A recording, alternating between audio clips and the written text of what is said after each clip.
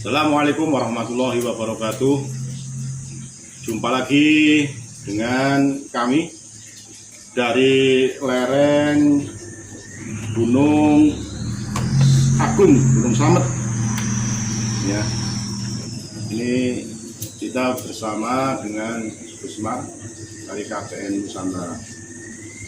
Saya ingin bertanya Gus terkait dengan pernyataan Abah Aos yang kemarin dulu sempat kita dengar, kita dapat berita kabar bahwa Abah Aos menyatakan di tahun 2024 itu akan turun yang namanya Imam Mahdi, dan sudah dinyatakan secara resmi di situ bersama jamaahnya bahwa Imam Mahdi tersebut adalah Anies Baswedan. Nah, menurut Gus Mar sendiri dengan pernyataannya Abah Aos itu, apakah itu betul bahwa apa yang disampaikan oleh Abah Aos itu apa? Karena terkait dengan apa yang disampaikan oleh Abah Aos, bila mana itu betul Imam Mahdi itu Anies Baswedan, kalau tidak memilih, ada kata-kata besok di tahun 2024 pemilihan presiden, siapapun tidak memilih Anies itu dianggap sebagai musuh, bahkan dinyatakan dengan terang-terangan sebagai dajjal. Menurut Gus Mar gimana? Terima kasih Kang Budi. Saudara-saudaraku sebangsa setanah air yang saya cintai, saya banggakan. Ya, yang pertama saya ingin tanggapi dulu Kang Budi. Saya sebelum ini memang sudah mengangkat terkait potongan videonya yang katanya itu adalah Abah Aos. Banyak di komentar video saya sebelum ini menyatakan bahwa itu Abah Aos, muridnya Abah Anom dari Suralaya, Tasikmalaya, Jawa Barat. Kalau Abah Anom kita semua tahu adalah perguruan Torikoh Qadiriyah Wanasabandiyah. Nah, ada yang berkomentar di video saya bahwa katanya itu adalah pernyataan pribadi atau khusus untuk jamaahnya. Ada yang komentar begitu. Nah, ini perlu saya tanggapi bahwa video itu saya sudah cek langsung di kanal YouTube yang bersangkutan. Itu disiarkan live panjang, dan memang ada potongan video atau ada bagian dari rangkaian seluruh video itu yang Abah Aos, katanya Abah Aos itu ya mengatakan demikian. Nah, artinya apa? Kalau itu disiarkan live, berarti itu bukan untuk pribadi, berarti itu untuk umum, untuk publik. Jadi kalau memang itu untuk konsumsi pribadi jamaah, ya jangan di live kan, jangan di YouTube, jangan dipublikasi. Jadi seandainya itu untuk konsumsi pribadi jamaah Abah Aos itu, ya adminnya ya harusnya cerdas. Mana yang harus dipotong, mana yang harus dipublikasi, mana yang harus live, mana yang tidak. Tapi ya, faktanya itu memang ada di videonya Abah Aos. Berarti itu untuk konsumsi publik, bukan untuk konsumsi pribadi. Nah, ini perlu saya tanggap itu ya. Yang pertama itu. Yang kedua, ini ada juga yang berkomentar bahwa Abah Aos adalah muridnya Abah Anom. Ini komentar ya di tanggapan netizen atau orang yang tahu tentang Abah Aos dan Suralaya. Dia mengatakan bahwa katanya Abah Anom tidak pernah mengangkat guru mursyid. Dan katanya Abah Aos kemursidannya dari Abah Anom dilakukan.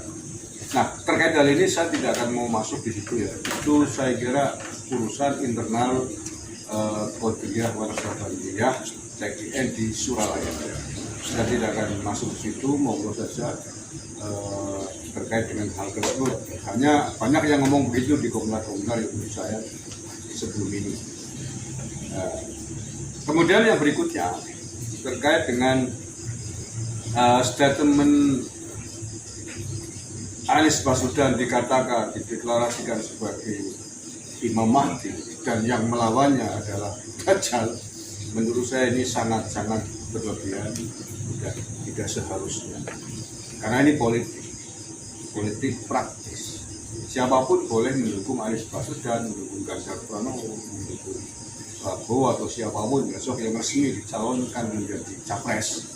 Silakan saja, kebebasan memilih, ini negara demokrasi.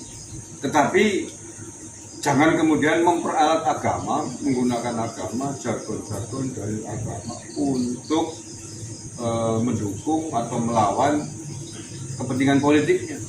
Ini sangat berbahaya, termasuk klaim Anies Baswedan adalah Imam Mahdi. Ini dari mana? Ini sangat kontroversial dan pasti akan ditentang oleh jumhur ulama di Indonesia.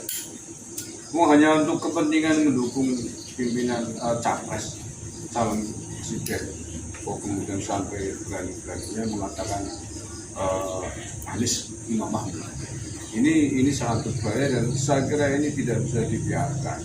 Saya tidak tahu seberapa besar pengikutnya Pak Aos di Jawa Barat ya, tetapi seberapa besar, sekecil apapun atau seberapapun model-model kampanye begini tidak bisa dibenarkan, tidak bisa ditolerir siapapun yang melakukan, berjamaah sedikit atau banyak, karena membahayakan keutuhan bangsa dan negara, membahayakan keutuhan NKRI. Coba misalkan satu sisi, satu pihak pendukungnya Anies Baswedan ngomong begitu, di sisi lain pendukungnya Ganjar nanti misalkan mengatakan hal yang sama, yang Imam Mahdi adalah Ganjar Pranowo, yang berlawanan tidak sepakat dengan Ganjar adalah Dajjal. Berarti kan saling mendajjalkan, saling mengkafirkan, saling perang, saling bunuh atas nama agama. Kalau itu dibiarkan, ya Suriah, Afghanistan, karena masing-masing pihak di Afghanistan misalkan hari ini yang berkuasa kan Taliban, dia kepada lawan politiknya Mujahidin, Al-Qaeda yang mengatakan kafir, pengkhianat, dan sebaliknya, makanya saling bunuh, saling perang. 60 tahun lebih belum selesai. Jadi saya tidak sepakat model-model begitulah. Ini modelnya ya belum pada substansi, itu betul-betul Imam Mahdi atau bukan ya, saya kira nggak akan ada yang percaya satupun. Memangnya Imam Mahdi dideklarasikan oleh hanya satu orang?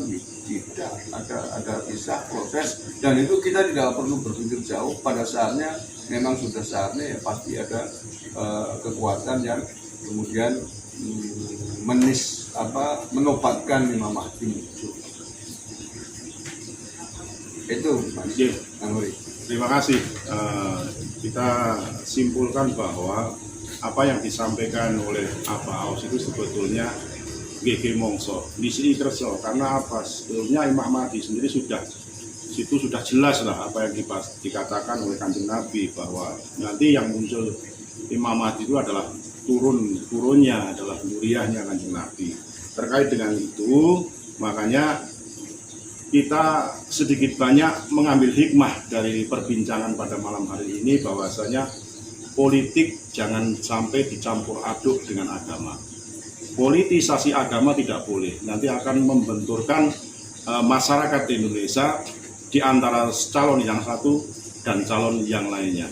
Marikah kita galakkan hidup rukun, kita berkompetisi tapi secara elegan, secara baik, secara fair, dan secara santun. Saya kira itu cukup, Gus. Ada tambahan? Saya tambahin khususnya untuk para pengikutnya Pak Aos. Kalau ini betul-betul Pak Aos ya, saya nggak kenal sih. Pak Aos ya. Pak Aos ya, betul ya. Untuk pengikutnya Pak Aos, saya mohonlah ada yang bisa memperingatkan, Ngilingke lah ya. yang ngilingke memberikan masukan pada beliau, bahayanya politik identitas, bahayanya menggunakan ayat-ayat, apalagi sampai mentasbihkan Anies Baswedan sebagai Imam Mahdi. Ini sudah luar biasa, sangat-sangat keterlaluan. Nah, satu itu. Yang kedua, kalaupun itu untuk internal, konsumsi internal, ya jangan dipublikasikan. Kita memaklumi, kalau itu untuk internal, yang mau berjamaahnya, jangan dipublikasikan, jangan disiarkan di YouTube atau media-media sosial yang yang lain. Karena kalau sudah dipublikasikan kan menjadi konsumsi publik. Tidak semua orang paham tentang dunia spiritual, tidak semua orang paham dengan dunia mimpi dan lain sebagainya. Biarlah yang paham hanya Pak Aos dan para pengikutnya, dan itu konsumsi pribadi. Karena ini di luar masalah Imam Mahdi ya. Memang praktisi spiritual terkadang mengalami mimpi yang bisa jadi petunjuk, kalau benar bisa jadi juga sebaliknya, bisa jadi mimpi yang menyesatkan, dan ini yang tahu adalah orang-orang alim, orang-orang makrifat. Makanya perjalanan spiritual atau salik gitu ya, praktisi thariqah ketika mengalami mimpi tentang apapun di kehidupan ini, tentang hubungannya dengan kehidupan, baik menyangkut dirinya sendiri, keluarga, ataupun masyarakat banyak, itu harus dikonsulkan dengan yang gurunya yang lebih alim, lebih makrifat. Karena bisa jadi mimpinya adalah salah, bisa jadi tidak boleh disimpulkan sendiri. Oh, aku barusan mimpi ketemu wali gitu, disuruh berjalan ke arah utara, padahal yang dimimpi itu bukan wali, padahal kadrun yang menyerupai wali. Misalkan begitu, padahal disesatkan untuk jalan ke arah yang sesat. Bisa jadi begitu. Nah, kita yang masyhur aja lah. Kebetulan saya kan juga praktisi di Qadria Warasabandian. Ada cerita yang sangat masyhur terkait perjalanan spiritual Syekh Abdul Qadir Al-Jilani. Sudah menjadi syekh, sudah menjadi mursyid, sudah punya murid banyak. Ketika beliau suatu saat sedang bersemedi lah, katakanlah begitu bahasa kita lah, atau berkhalwat, itu didatangi makhluk mengaku Tuhan. Pernah dengar kan? Mengaku Tuhan dan mengatakan, ya Abdul Qadir, mulai saat ini kamu sudah menjadi manusia sempurna, sudah bebaskan dari seluruh peraturan syariat gitu. Nah ya, coba kalau yang menerima itu bukan Abdul Qadir, mungkin sudah langsung mendeklarasikan diri kan, saya udah bebas dari syariat, saya udah menjadi orang hebat. Tapi kan saya Abdul Qadir orang arif, orang pintar, langsung tahu ini kamu ini kadrun belis gitu kan. Kemudian diusir gitu, akhirnya lari. Betul. Artinya tidak setiap isyarat gaib, baik itu datang secara langsung maupun tidak langsung melalui itu tidak bisa dijadikan pegangan. Tidak bisa dijadikan pegangan, karena bisa benar, bisa tidak, tergantung kondisi yang mengalami. Mungkin nafsunya lagi kepengen jadi presiden ya mimpinya terkait presiden, gitu. Berangan-angan, berandai-andai. Iya, tergantung keinginan. Nafsunya lagi kepengen mobil lah, dimimpini sama iblis tentang mobil kan. Akhirnya kalau tidak benar jalannya, tidak tahu cara menyimpulkan, ujung-ujungnya bukan prihatin, bukan beribadah, malah ke Gunung Kawi kan, dimimpi orang Gunung Kawi kan, bisa begitu. Itu gambaran lain ya. Makasih kamu. Yeah. Saya kira cukup apa yang menjadi perbincangan kita pada malam hari ini. Semoga ini menjadi pencerahan buat kita semuanya terkait apa yang menjadi statement atau apa tadi yang disampaikan oleh Pak Aos yang notabene sudah terlanjur viral. Kita simpulkan bersama-sama sesuai dengan bidangnya masing-masing. Salam NKRI Harga Mati Nusantara Milik Kita. Assalamualaikum warahmatullahi wabarakatuh. Waalaikumsalam warahmatullahi wabarakatuh.